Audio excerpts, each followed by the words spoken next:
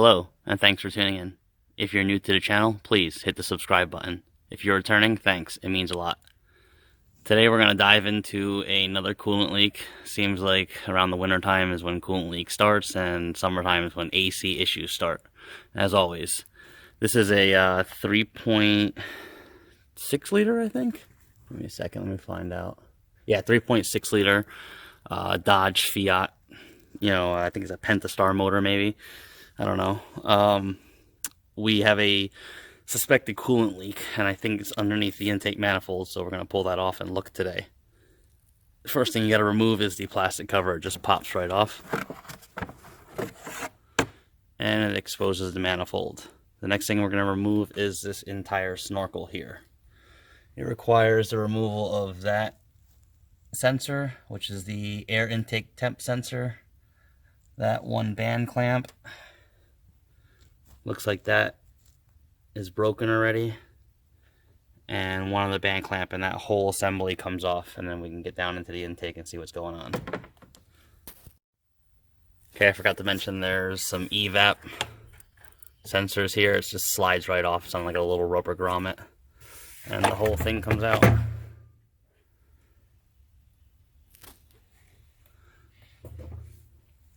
Alright, now we're down to the intake, and not sure, let me turn on the light.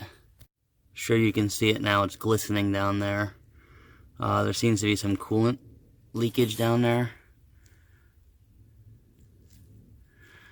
We gotta take this entire intake off. I think it's the lower intake manifold gaskets.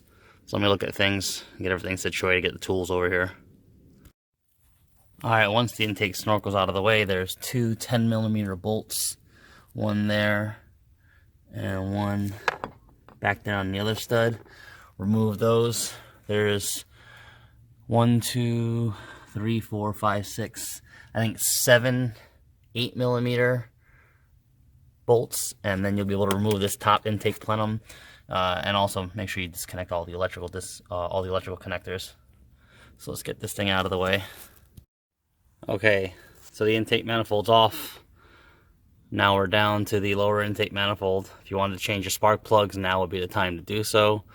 Found the easiest way is probably going to be to take off the spark plug wire, the coil wires on both sides, because the harness is attached to the fuel injectors, and the fuel injectors are held down by the fuel rails and all that other stuff. So I just want to lift this up and out of the way to see what's going on down below. If you can see all that coolant down there. So we're probably just gonna do that. We'll disconnect the harness, leave it connected to the rail, leave the fuel injectors, leave the fuel rail in, and just pull up those 5/16 or 8mm bolts there. Let's get that off. You can just leave the harness, like I said, all connected on there with the fuel rails. You ain't gotta mess with it or nothing.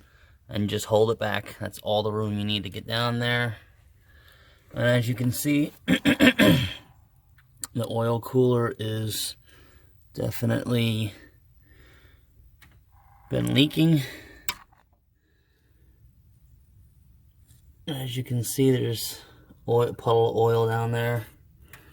It's probably why the oil got low. There's some coolant in there too. So I'll have to get all this apart, get it pulled out, and clean all that out. That crud on the outside of the intake ports, go ahead and just vacuum all that out. Get everything out you can before you pull this cooler assembly out. Cooler, you have 5 bolts, 1, 2.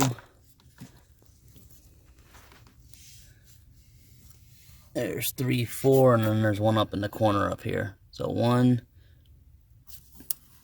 there, 2, 3, 4, 5 back there. They're an inside torque type socket, but a 1/4 inch standard socket will do just fine to take them out. Once you back them out, you gotta kind of wiggle this up. There's a little O-ring and tube that sit down into the engine block. Wiggle that up, and then you'll have enough room to free up all these connectors down here.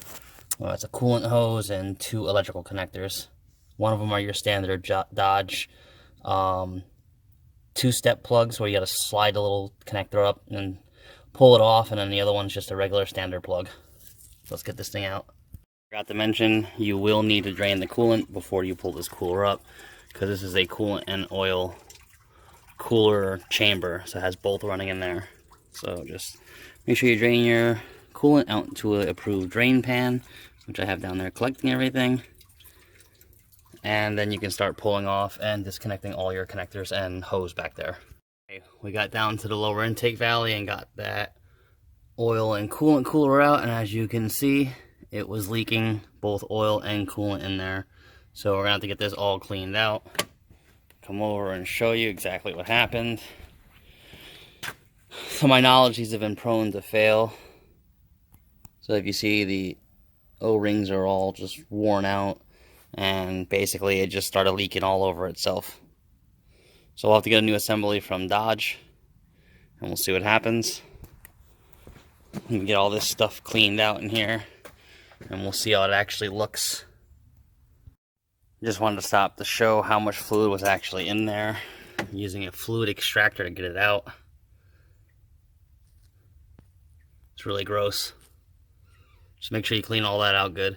As you see, there was a lot of oil and coolant down there. I cleaned it out, a couple shots of brake clean. I gotta wait to see where I can get the part. It's probably a dealer only part. Like I said, I want the most up-to-date one because this was a problem with this motor, because this is the first year they went to this. So stay tuned for the install video. Thanks for watching. Please subscribe.